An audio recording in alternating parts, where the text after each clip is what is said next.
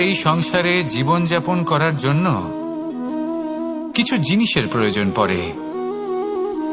এমন কিছু আবেগ, এমন কিছু বস্তু আছে যেগুলো তার প্রয়োজন হয়, কিন্তু সব থেকে বেশি যে জিনিসটা তার প্রয়োজন হয় সেটা হলো সম্মানের। আমাদের ভালো লাগে যখন কেউ আমাদের সম্মান করে, আমরা কাউকে সম্মান করলে তারও সেটা ভালো লাগে। কিন্তু আপনি দেখবেন যে সংসারে বেশিরভাগ মানুষ দুটি মাপদণ্ডের ভিত্তিতে সম্মান করেন, হয় বয়স দেখে করেন বা উপার্জন দেখে, অর্থাৎ সেই ব্যক্তি কতটা উপার্জন করেন। এবার ভেবে দেখুন, এটা আবশ্যক নয় কারোর বয়স যদি বেশি হয় তার বুদ্ধিও ততটাই বেশি হবে।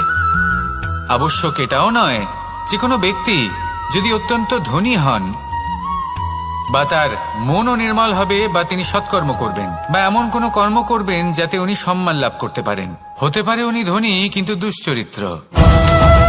সেই জন্য বয়স বা উপার্জন দেখে কোনো ব্যক্তিকে সম্মান করবেন না, কর্ম দেখুন। যদি গভীরভাবে ভেবে দেখেন তাহলে দেখবেন যদি কোনো মানুষ কোনো সৎকর্ম করেন তাহলে তার প্রতি হৃদয় থেকে সম্মান জাগ্রত হয়। এটাই হলো সেই সম্মান যা অর্জন করতে হবে। বয়স আজ আছে, কাল আরো বৃদ্ধি পাবে। উপার্জন আজ আছে, কাল সেটা কমে যেতেও পারে। কিন্তু যদি আপনি নিরন্তর শুভকর্ম করতে থাকেন তাহলে আপনি মৃত্যুর পরেও অমর হয়ে থাকবেন। আসুন আমার সাথে ভালোবেসে বলুন, রাধা রাধা। আমাদের জীবনে আমরা যখনই এমন কোনো মানুষের সাথে পরিচিত হই যে বয়সে, পদে এবং আর্থিক দিক থেকে আমাদের থেকে পিছিয়ে, তখন আমরা সবাই খুব হীন নজরে তাদের দিকে দেখি। মনেই করি না যে সেই ব্যক্তির নিজস্ব একটা অস্তিত্ব রয়েছে, তার নিজেরও একটা মাহাত্ম্য রয়েছে। আমাদের মনেই হয় না যে আমাদের সামনে দাঁড়িয়ে থাকার যোগ্যতা আছে তাদের। চলুন আপনাকে একটা প্রশ্ন করি, শূন্যের নিজস্ব মূল্য কোথায়? আপনি বলবেন কিছুই না। শূন্যের আবার নিজস্ব মূল্য কোথায়? কিন্তু যখন এই শূন্যই কোনো সংখ্যার সাথে এসে যুক্ত হয়ে যায়, কোনো অঙ্কের সাথে এসে যুক্ত হয়ে যায়, তখন তার মূল্য অনেক গুণ বৃদ্ধি পায়। অর্থাৎ এই শূন্যের মূল্য অবশ্যই আছে। আর আমাদের জীবনেও এমন কিছু ব্যক্তি থাকেন, তাদের দেখে মনে হয় যে এদের কোনো মূল্যই নেই। কিন্তু যখন এই ব্যক্তি কারোর সাথে এসে জুড়ে যান তখন তার মূল্য সেই ব্যক্তির বৃদ্ধি ঘটায়। এই সংসারে এমন কোনো ব্যক্তি নেই যার কোনো মূল্য নেই। যদি আমরা ধনুকের কথা বলি তাহলে তার জন্য একটি দড়ির প্রয়োজন হয় যেটি প্রত্যঞ্চা হিসেবে ব্যবহৃত হয়। যদি এই প্রত্যঞ্চা না থাকে তাহলে ধনুকের কোনো মূল্যই থাকে না। যদি প্রত্যঞ্চা না থাকে তাহলে ধনুকের অস্তিত্ব অসম্পূর্ণ থেকে যায়। এই সংসারে যে কোনো ব্যক্তি হোক বা যে কোনো বস্তু হোক, প্রত্যেকের নিজস্ব একটি মূল্য আছে। তার সম্মান করুন, সামনে অগ্রসর হন, আর আমার সাথে ভালোবেসে বলুন, রাধা রাধা।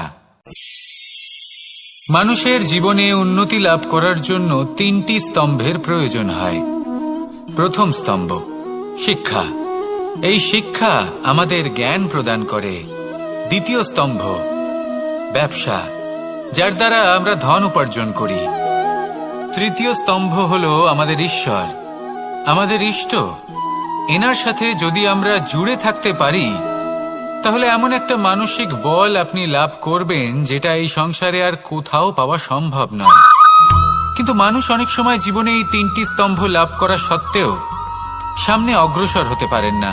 তখনও জীবনে কঠিন পরিস্থিতি আসতেই থাকে। এমনটা ঠিক কেন হয়? কারণ সে জীবনে এই তিনটি স্তম্ভ লাভ করে নেয়, জীবনে প্রয়োগও করে, কিন্তু তার ভিতের কথা সে ভুলেই যায়। যেমন প্রথম স্তম্ভ অর্থাৎ শিক্ষা। এই শিক্ষার আধার হলো শুভ চেতনা। যদি অন্তরে শুভ চেতনা না থাকে তাহলে এই শিক্ষার কোনো গুরুত্ব থাকে না। দ্বিতীয় স্তম্ভ ব্যবসা।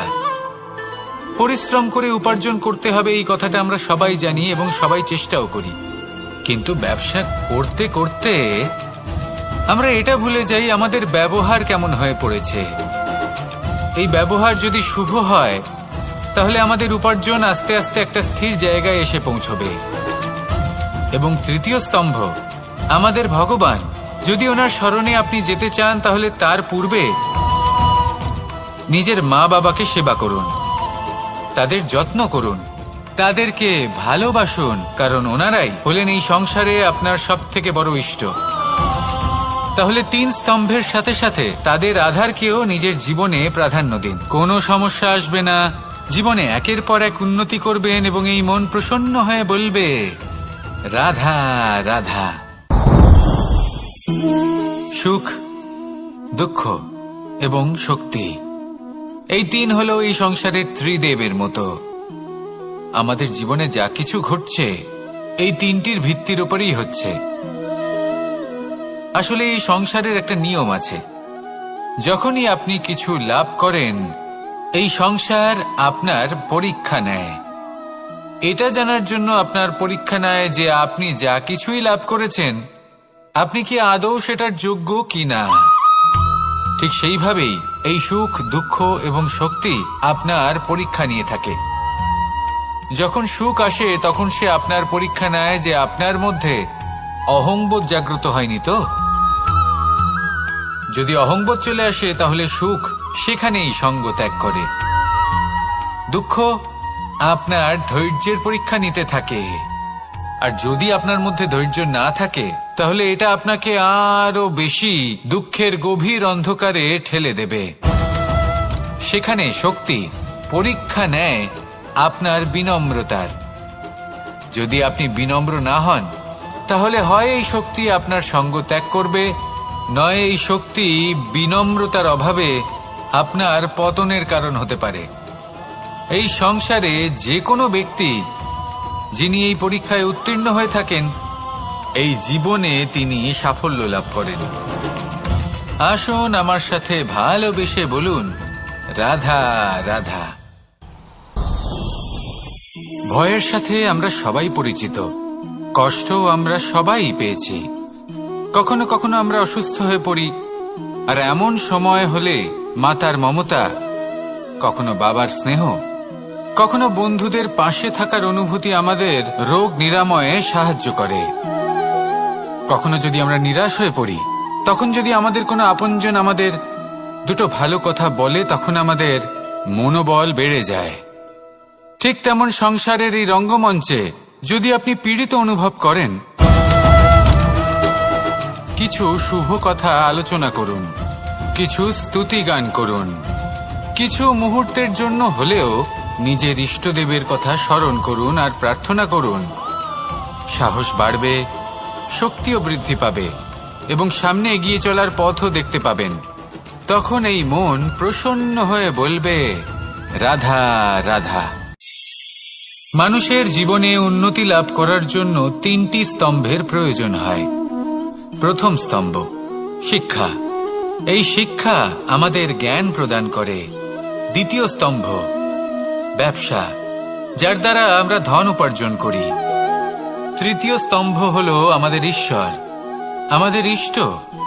এনার সাথে যদি আমরা জুড়ে থাকতে পারি তাহলে এমন একটা মানসিক বল আপনি লাভ করবেন যেটা এই সংসারে আর কোথাও পাওয়া সম্ভব নয়। কিন্তু মানুষ অনেক সময় জীবনে এই 3টি স্তম্ভ লাভ করা সত্ত্বেও সামনে অগ্রসর হতে পারেন না। তখনও জীবনে কঠিন পরিস্থিতি আসতেই থাকে। এমনটা ঠিক কেন হয়? কারণ সে জীবনে এই 3টি স্তম্ভ লাভ করে নেয়, জীবনে প্রয়োগও করে, কিন্তু তার ভিতের কথা সে ভুলেই যায়। যেমন প্রথম স্তম্ভ অর্থাৎ শিক্ষা, এই শিক্ষার আধার হলো শুভ চেতনা। যদি অন্তরে শুভ চেতনা না থাকে তাহলে এই শিক্ষার কোনো গুরুত্ব থাকে না। দ্বিতীয় স্তম্ভ ব্যবসা, পরিশ্রম করে উপার্জন করতে হবে এই কথাটা আমরা সবাই জানি এবং সবাই চেষ্টাও করি, কিন্তু ব্যবসা করতে করতে আমরা এটা ভুলে যাই আমাদের ব্যবহার কেমন হয়ে পড়েছে। এই ব্যবহার যদি শুভ হয় তাহলে আমাদের উপার্জন আস্তে আস্তে একটা স্থির জায়গায় এসে পৌঁছবে। এবং তৃতীয় স্তম্ভ আমাদের ভগবান, যদি ওনার স্মরণে আপনি যেতে চান তাহলে তার পূর্বে নিজের মা বাবাকে সেবা করুন, তাদের যত্ন করুন, তাদেরকে ভালোবাসুন, কারণ ওনারাই হলেন এই সংসারে আপনার সবথেকে বড় ইষ্ট। তাহলে 3 স্তম্ভের সাথে সাথে তাদের আধারকেও নিজের জীবনে প্রাধান্য দিন। কোনো সমস্যা আসবে না, জীবনে একের পর এক উন্নতি করবেন এবং এই মন প্রসন্ন হয়ে বলবে, রাধা রাধা। সুখ, দুঃখ এবং শক্তি, এই তিন হলো এই সংসারের ত্রিদেবের মতো। আমাদের জীবনে যা কিছু ঘটছে এই তিনটির ভিত্তির উপরেই হচ্ছে। আসলে এই সংসারের একটা নিয়ম আছে, যখনই আপনি কিছু লাভ করেন এই সংসার আপনার পরীক্ষা নেয়। এটা জানার জন্য আপনার পরীক্ষা নেয় যে আপনি যা কিছুই লাভ করেছেন আপনি কি আদৌ সেটার যোগ্য কিনা। ঠিক সেইভাবেই এই সুখ, দুঃখ এবং শক্তি আপনার পরীক্ষা নিয়ে থাকে। যখন সুখ আসে তখন সে আপনার পরীক্ষা নেয় যে আপনার মধ্যে অহংবোধ জাগ্রত হয়নি তো। যদি অহংবোধ চলে আসে তাহলে সুখ সেখানেই সঙ্গ ত্যাগ করে। দুঃখ আপনার ধৈর্যের পরীক্ষা নিতে থাকে, আর যদি আপনার মধ্যে ধৈর্য না থাকে তাহলে এটা আপনাকে আরো বেশি দুঃখের গভীর অন্ধকারে ঠেলে দেবে। সেখানে শক্তি পরীক্ষা নেয় আপনার বিনম্রতার। যদি আপনি বিনম্র না হন তাহলে হয় এই শক্তি আপনার সঙ্গ ত্যাগ করবে, নয় এই শক্তি বিনম্রতার অভাবে আপনার পতনের কারণ হতে পারে। এই সংসারে যে কোনো ব্যক্তি যিনি এই পরীক্ষায় উত্তীর্ণ হয়ে থাকেন এই জীবনে তিনি সাফল্য লাভ করেন। আসুন আমার সাথে ভালোবেসে বলুন, রাধা রাধা।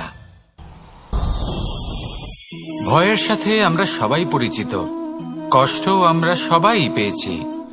কখনো কখনো আমরা অসুস্থ হয়ে পড়ি, আর এমন সময় হলে মাতার মমতা, কখনো বাবার স্নেহ, কখনো বন্ধুদের পাশে থাকার অনুভূতি আমাদের রোগ নিরাময়ে সাহায্য করে। কখনো যদি আমরা নিরাশ হয়ে পড়ি, তখন যদি আমাদের কোনো আপনজন আমাদের দুটো ভালো কথা বলে তখন আমাদের মনোবল বেড়ে যায়। ঠিক তেমন সংসারের এই রঙ্গমঞ্চে যদি আপনি পীড়িত অনুভব করেন, কিছু শুভ কথা আলোচনা করুন, কিছু স্তুতি গান করুন, কিছু মুহূর্তের জন্য হলেও নিজের ইষ্টদেবের কথা স্মরণ করুন আর প্রার্থনা করুন। সাহস বাড়বে, শক্তিও বৃদ্ধি পাবে এবং সামনে এগিয়ে চলার পথও দেখতে পাবেন। তখন এই মন প্রসন্ন হয়ে বলবে, রাধা রাধা। এই সংসারে কখনো কোনো ব্যক্তিকে তার বাইরের পোশাক দেখে বিচার করার চেষ্টা করবেন না, এটা খুব বড় ভুল করবেন।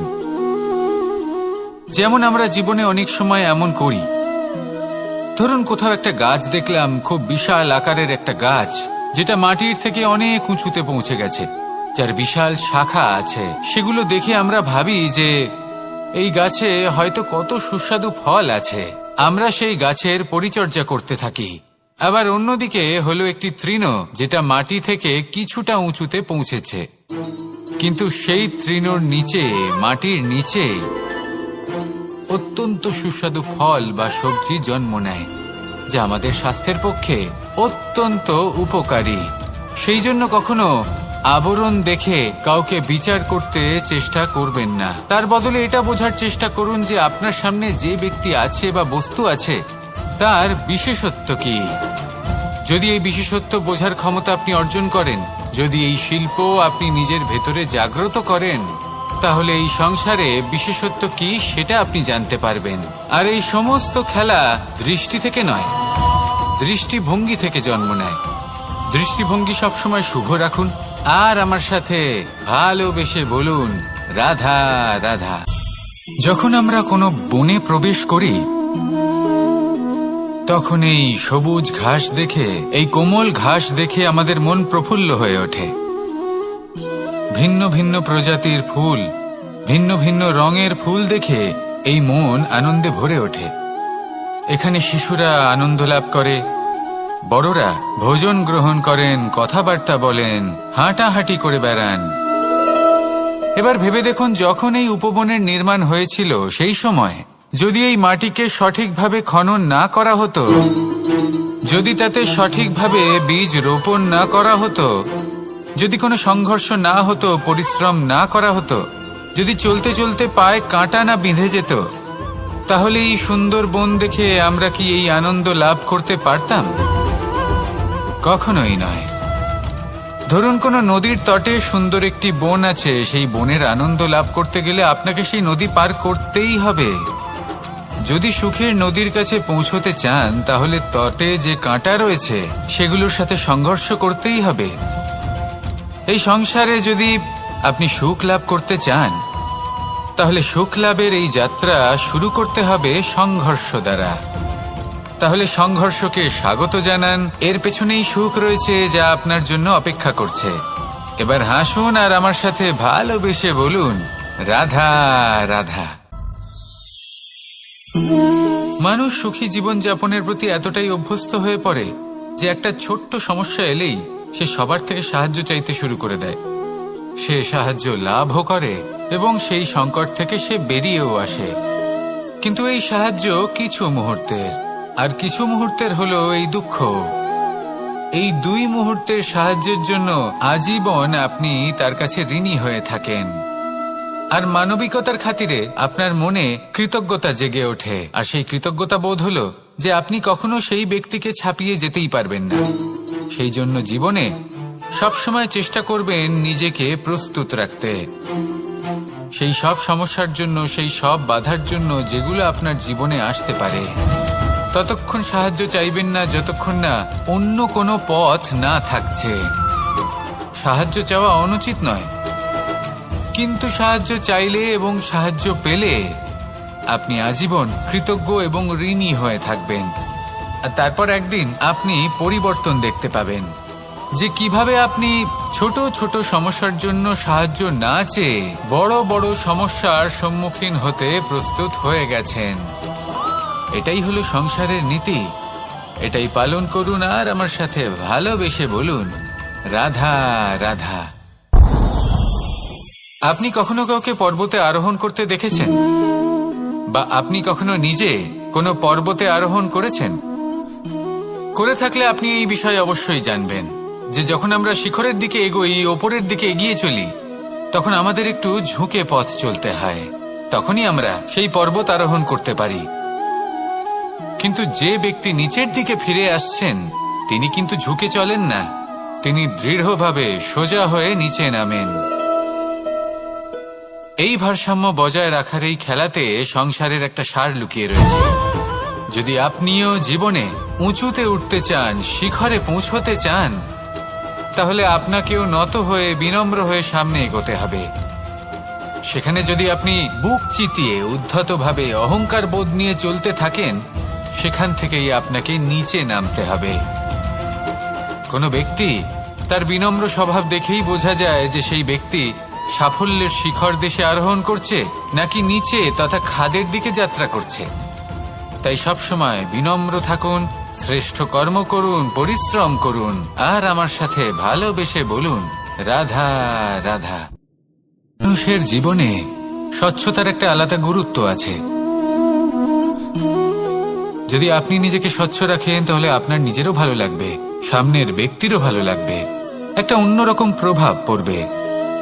কিন্তু একজন শ্রেষ্ঠ ব্যক্তি কিভাবে হয়ে ওঠা সম্ভব? যার মধ্যে গুণ আছে, শিক্ষা আছে, শুভ চেতনা আছে, যিনি সৎকর্ম করেন। কিভাবে হব সেই ব্যক্তি যার মধ্যে জ্ঞান আছে? শুধুমাত্র স্বচ্ছ থাকলে তো তা হওয়া সম্ভব নয়।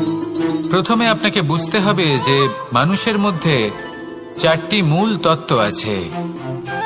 প্রথম হলো তার শরীর, যার দ্বারা উনি যে কোনো কর্ম করে থাকেন।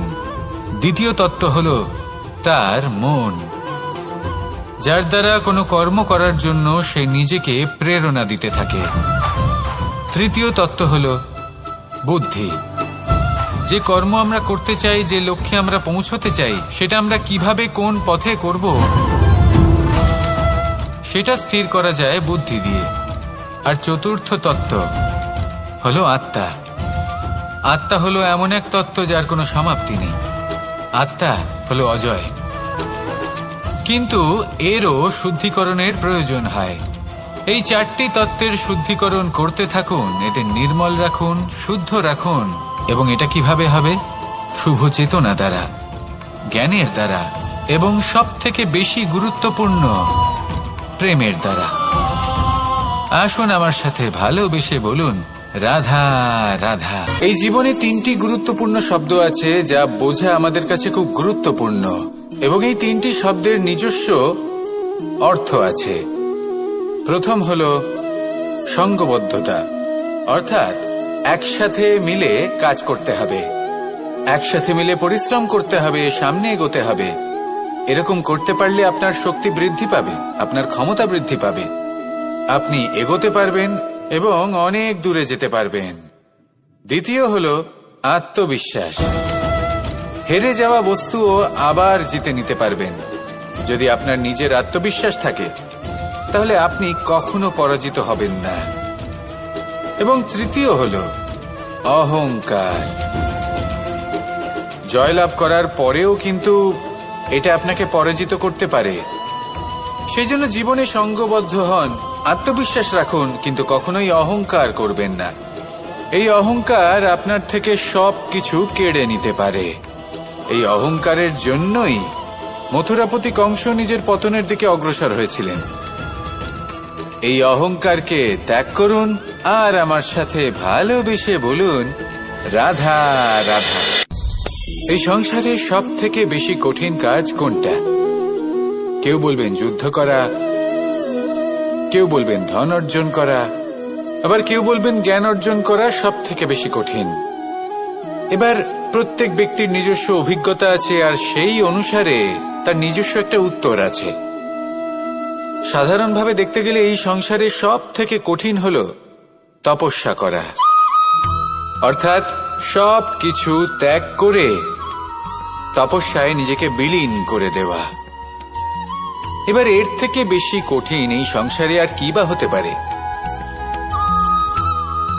এই সংসারে, এই সমাজে, নিজের পরিবারের মধ্যে থেকেও ধৈর্য ধরে সামনে অগ্রসর হওয়া, এটা হলো সব থেকে কঠিন কাজ।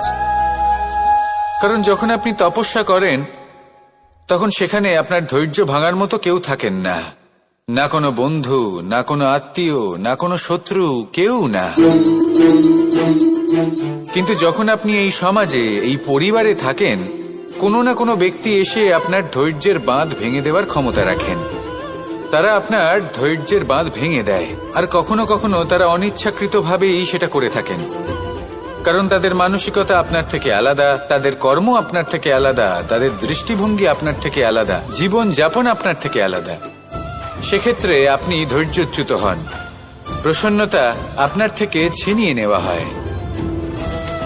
সেই জন্য এই সংসারে, এই পরিবারের থেকেও ধৈর্য ধরে সামনে অগ্রসর হওয়া কোনো পর্বতের শিখরে গিয়ে তপস্যা করার থেকেও অনেক বেশি কঠিন। আর যে ব্যক্তি এই সমাজেই, এই পরিবারে, সেই সকল মানুষের মধ্যে থেকে গিয়েও ধৈর্য ধরে অগ্রসর হতে থাকেন, যারা এই কাজটা শিখে নিতে পারেন, তারাই কিন্তু জীবনে আনন্দ লাভ করতে পারেন। এই ধৈর্যই শেষে আপনার জীবনে প্রসন্নতা বহন করে আনবে। তাই ধৈর্য ধরে জীবনের পথে অগ্রসর হন আর আমার সাথে ভালোবেসে বলুন, রাধা রাধা। আমরা যখনই কোনো গাছের চারা রোপণ করি তখন সবার আগে পরীক্ষা করে দেখি যে যেখানে আমরা চারা রোপণ করতে চলেছি সেখানকার মাটি আদৌ উর্বর কিনা, সেই মাটি সেই চারাকে বাড়তে সাহায্য করবে কিনা। যখন একটা চারা রোপণের আগে আমরা এত কিছু ভাবতে পারি, তাহলে কাউকে বিশ্বাস করার আগে আমরা কেন ভাবি না?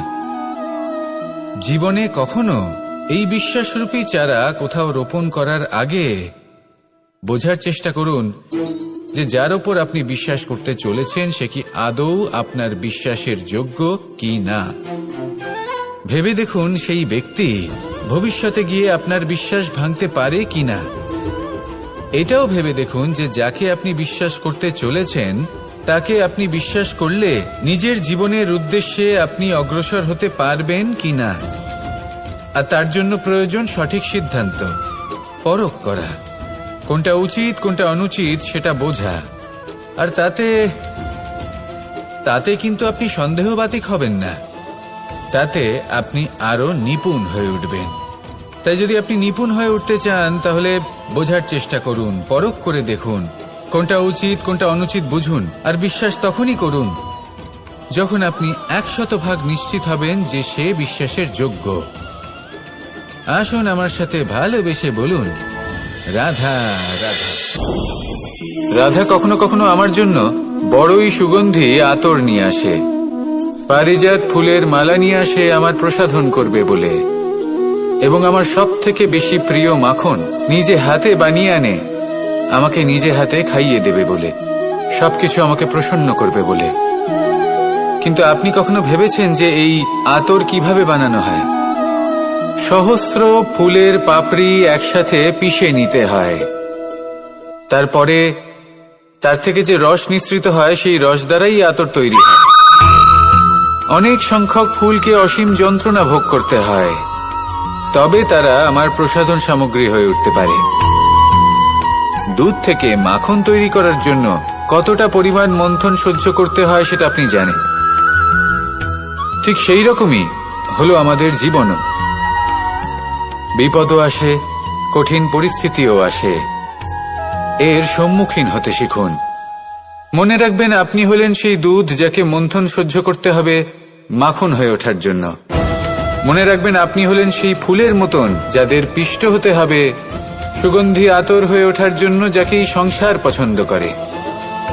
কখনো কখনো জীবনে আপনার সাথে খারাপ শুধুমাত্র এই কারণে ঘটে যাতে আপনার শ্রেষ্ঠ রূপ এই সংসারের সামনে আসতে পারে।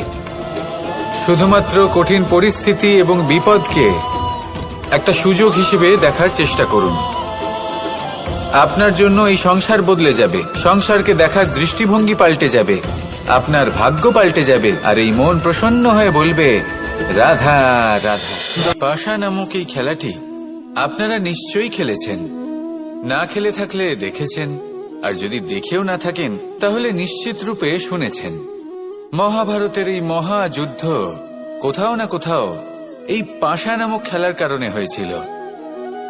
পাশার এই বিচিত্র খেলা, দান, এইসবের কারণে কেউ নিজের মাথায় রাজ মুকুট পরিধান করেছিলেন, আবার সেখানে পরাজিত হওয়ার জন্য কাউকে বনবাস ভোগ করতে হয়েছিল।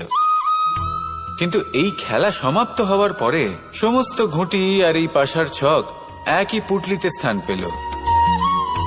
এটাই হলো আমাদের জীবন। এই সংসারে আমরা জয় পরাজয়ের বিষয়ে এতটাই ভাবি, এত চিন্তা করি যে এই জীবনের খেলার আনন্দটাই উপভোগ করতে পারি না। আর অবশেষে কি হয়? কেউ জয়ী হন, কেউ পরাজিত হন, কিন্তু দুজনেই একই স্থানে পৌঁছে যান। প্রত্যেক ব্যক্তি মৃত্যুর পরে একটি নির্দিষ্ট স্থানেই পৌঁছতে বাধ্য, কিন্তু ততক্ষণ এই জীবন, এই খেলা, তার আনন্দ উপভোগ করুন। এই সংসারে সেই ব্যক্তি শ্রেষ্ঠ স্থানে পৌঁছতে পেরেছেন যিনি এই সংসারকে প্রকাশ প্রদান করেছেন, যিনি কখনো জয় পরাজয় এ বিষয়ে ভাবেননি, শুধু এই জীবনের খেলার আনন্দ উপভোগ করেছেন। এটাই আপনিও করুন, আর আমার সাথে ভালোবেসে বলুন, রাধা রাধা। প্রত্যেক মানুষ নিজের জীবনে দুঃখ অনুভব করেন। প্রত্যেকের দুঃখ আলাদা হতে পারে। কারোর মনে এই দুঃখ থাকে যে সে তার বাবা মায়ের সব ইচ্ছে পূরণ করতে পারেননি। কেউ এটা ভেবে দুঃখ পান যে সে চিরকাল সদাচার করেছেন, সৎকর্ম করেছেন, কিন্তু তাও তাকে দুরাচারী বলে মনে করা হয়। কেউ এটা ভেবেও দুঃখ পান যে তার সামনে যে ব্যক্তি রয়েছেন তার চোখে তিনি শত্রু হয়ে উঠেছেন বা দুষ্ট হয়ে উঠেছেন, যেখানে তিনি হয়তো কোনো অনুচিত কাজই করেননি। এবার এই সমস্ত বিষয় নিয়ে ভেবে নিজের ব্যক্তিত্ব নিয়ে সন্দেহ প্রকাশ করবেন না। যদি নিজের ব্যক্তিত্ব নিয়ে কোনো সন্দেহ থেকে থাকে তাহলে কর্ম সংক্রান্ত প্রশ্ন করুন যে আপনি যা করেছেন তাতে কি উচিত ছিল, কি অনুচিত ছিল। যেটা প্রয়োজন সেটা এটা বোঝার যে আপনার অন্তর্মন, আপনার বিবেক আপনাকে কি বলছে, আর আপনার অন্তর্মন আর আপনার বিবেক আপনাকে যেটা করতে বলবে শুধু সেটাই করুন। আর তারপরে এই সংসার কি বলবে, কি ভাববে সেসব নিয়ে ভাবতে যাবেন না, কারণ এই সংসার তো ঈশ্বরকেও প্রশ্ন করে থাকে, ঈশ্বরকেও দোষী মনে করে। কখনো কখনো যখন কোনো ঘটনা মানুষের ইচ্ছা অনুযায়ী ঘটে না, তখন মানুষ এটা বলে যে হে ঈশ্বর, আপনি আমার পাশে থাকলেন না, আপনি বড়ই কঠোর, এটা আপনার দোষ। যেখানে বেশিরভাগ সময় হয়তো সে নিজেই নিজের কর্মফল ভোগ করছে, আর কখনো কখনো ঈশ্বর হয়তো তার জন্য আরো ভালো কোনো পরিকল্পনা করে রেখেছেন, কিন্তু মানুষ সেটা বুঝতে পারে না। তাই দিনের শেষে যেটা প্রয়োজন সেটা হলো নিজের মনের কথা বুঝতে হবে। আপনার বিবেক কি বলছে শুধু সেটাই করুন, আর সামনে এগোতে থাকুন। আমার সাথে ভালোবেসে বলুন, রাধা রাধা। পরিবর্তন, এটা হলো সৃষ্টির অমূল্য নিয়ম। এই সংসারে সবকিছু সময়ান্তরে পরিবর্তিত হয়, এই সময়ও পরিবর্তিত হয়। পরিবর্তন চিরকাল হয়ে এসেছে আর চিরকাল হতে থাকবে, কিন্তু এবার আমরা সেই পরিবর্তন কিভাবে লাভ করব যেটা আমাদের প্রয়োজন, যেটা আমরা চাই। আমরা জীবনে বিকাশ চাই। এই বিকাশ কিভাবে লাভ করতে পারি? এই প্রকৃতি কিন্তু আমাদের অত্যন্ত উত্তম উদাহরণ দিয়ে বুঝিয়েছে। একটি বিন্দুর উদাহরণ দিয়েছে যা ভবিষ্যতে একটা বিশাল নদীর আকার ধারণ করে। এটা কিভাবে হয়? মেঘ থেকে একটি বিন্দু ঝরে পড়ে সেই পর্বতের ওপর যেখানে হিম আছে। সেই হিমের সংস্পর্শে আসা মাত্র সেই বিন্দুর সাথে আরো বেশ কিছু বিন্দু যুক্ত হয়, তারপর তারা অগ্রসর হয়, আরো কিছু বিন্দু যুক্ত হয়, আস্তে আস্তে একটা ক্ষীণ ধারার রূপ ধারণ করে, এবং সেটাই ভবিষ্যতে আরো এগোতে থাকে। অনেকটা যাওয়ার পর যখন অনেক সংখ্যক বিন্দু একসাথে যুক্ত হয়, তখন সেটা বিশাল নদীর আকার ধারণ করে। এবার আমরা মানুষ বলে আমাদের সাথে এই নিয়মের অন্যথা হয় তা নয়। আমরাও এই প্রকৃতির অংশ, আমাদের ক্ষেত্রেও একই নিয়ম প্রযোজ্য। যখন পরিশ্রম করে অনেক সংখ্যক বিন্দু আমরা একত্রিত করব, তখনই পরিবর্তনের নদী প্রবাহিত হবে। প্রয়োজন হলো নিরন্তর পরিশ্রম করা এবং ধৈর্য ধরা। এটা করতে থাকুন, জীবনে সবকিছু লাভ করতে পারবেন, কারণ প্রকৃতি আমাদের এটাই শিখিয়েছে, আর আমরা এই ব্রহ্মরই একটি অংশ, যার দ্বারা এই ব্রহ্মাণ্ড নির্মিত। আসুন আমার সাথে ভালোবেসে বলুন, রাধা রাধা। কখনো এই প্রকৃতির দিকে তাকিয়ে থাকবেন। এই প্রকৃতি অনেক ধরনের শিক্ষা দেয়। কোন একটা গাছকে দেখুন, কিভাবে সে মাটি থেকে জল শুষে নেয়। সে ঝড় হোক বা হোক কড়া রোদ, সব সহ্য করে এবং অবশেষে সে ফল ধারণ করে। আর সেই ফল উৎপন্ন করার পরে সে ফল কিন্তু সে নিজে গ্রহণ করে না, এই সংসারকে প্রদান করে, যাতে পশু পাখি মানুষ তারা এই ফল গ্রহণ করে শক্তিশালী হয়ে উঠতে পারে, সুস্থ থাকতে পারে। সেভাবেই নদী, সরোবর এরা নিজেরাও কিন্তু নিজেদের জল গ্রহণ করে না, মাটিকে প্রদান করে, পশু পাখিকে প্রদান করে। সূর্য নিজেও নিজের জন্য প্রজ্বলিত হয় না, সে প্রকাশ ছড়িয়ে দিতে চায় আমাদের সবার কাছে, সে আলো পৌঁছে দিতে চায়। এই প্রত্যেকের কর্মে পরমার্থ নিহিত আছে, আর সেই জন্যই এদের সকলকে পুজো করা হয়। তাই মনে রাখবেন, আপনার কাছে জীবন যাপনের অতিরিক্ত যা কিছুই আছে তা পরমার্থের জন্য। তাহলে তার সদ্ব্যবহার করুন, আর আমার সাথে ভালোবেসে বলুন, রাধা রাধা। আমরা প্রত্যেকেই অবশ্যই এমন সময় দেখেছি যখন অনেকগুলো সমস্যা একসাথে আমাদের জীবনে এসে পড়ে। সমস্যা আমাদের প্রত্যেকের জীবনেই থাকে। আমরা তার সমাধান খুঁজতে চেষ্টা করি, কখনো সমাধান খুঁজে পাই, আবার কখনো যতই চেষ্টা করি না কেন কোনো সমাধান খুঁজেই পাই না। আর যখন এটা হয় তখন মানুষ অত্যন্ত বিচলিত হয়ে পড়েন। নিজের আত্মীয় স্বজন, নিজের বন্ধু বা সংসার, এদের ওপরে এই দোষ চাপিয়ে দেন যে এদের জন্যই এই সমস্যা এসেছে। এবার যদি আমি আপনাকে কোনো পরামর্শ দিই, তাহলে এটাই বলবো যে দৃষ্টিভঙ্গি পাল্টে দেখুন। এই দৃষ্টিভঙ্গি দিয়ে দেখুন যে এই সংসারে যে সমস্যায় আসুক না কেন তার জন্য কেউ দোষী নয়, না আপনি না অন্য কেউ। এই পুরো খেলাটাই আপনার মানসিকতা, আপনার দৃষ্টিভঙ্গির, আপনার মনের। কিভাবে বোঝাচ্ছি?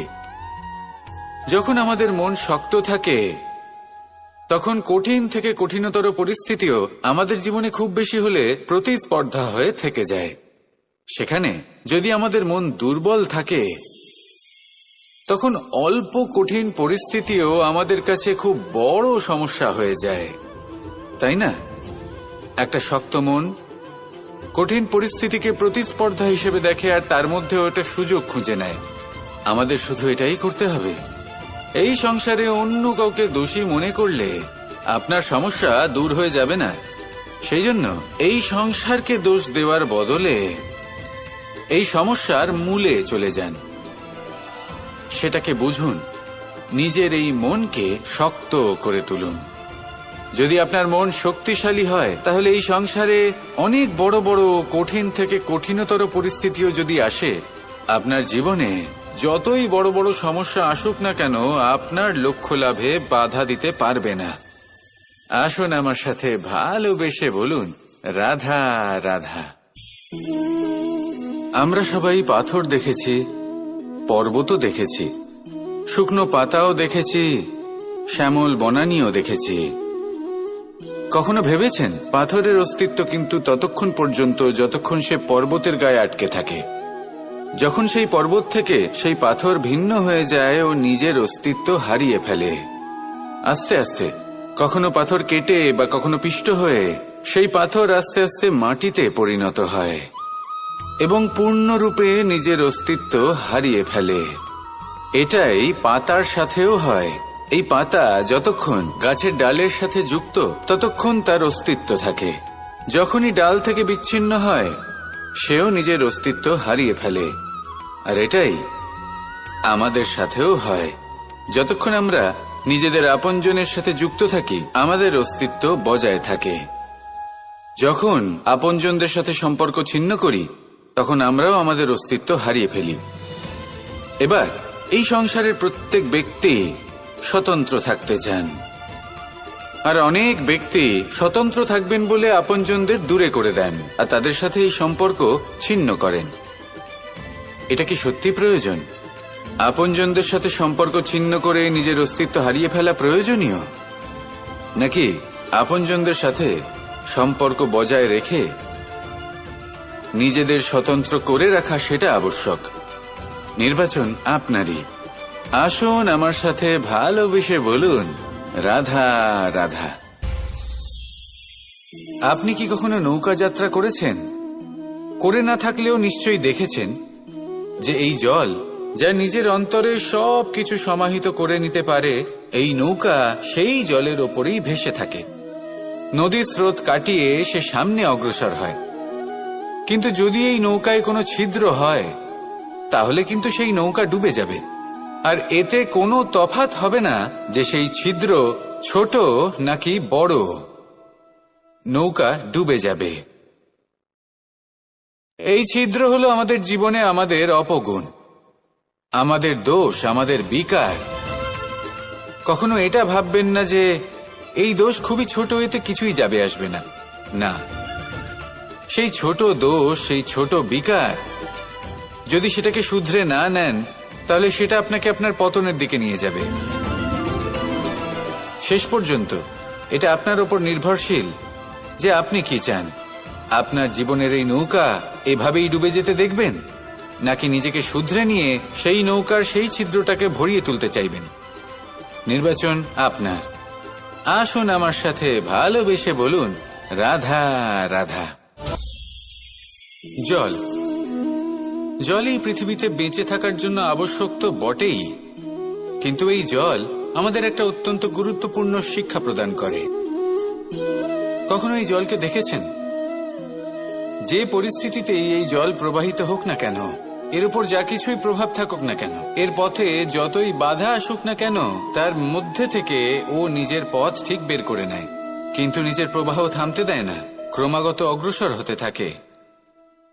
সেরকমই একটা শিক্ষা যেটা আমরা জল থেকে পেয়ে থাকি, তা হলো এটা: আমরা যখন জলের দিকে তাকাই, তখন আমরা নিজের প্রতিবিম্ব দেখি, স্পষ্টভাবে দেখতে পাই।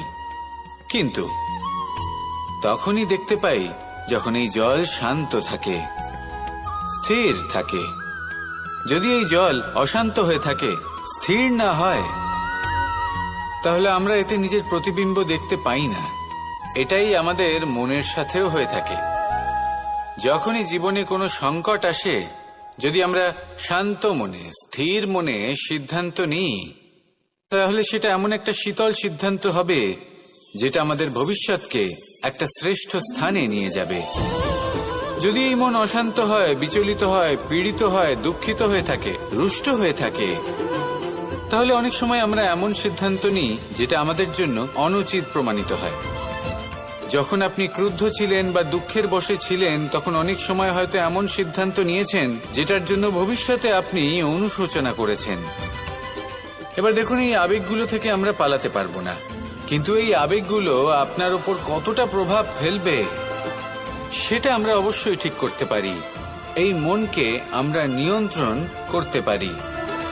এটাই করুন, চিন্তা করুন, এই মনকে শান্ত রাখুন, স্থির হতে চেষ্টা করুন, আর তারপরে সিদ্ধান্ত নিন। আসুন আমার সাথে ভালোবেসে বলুন, রাধা রাধা।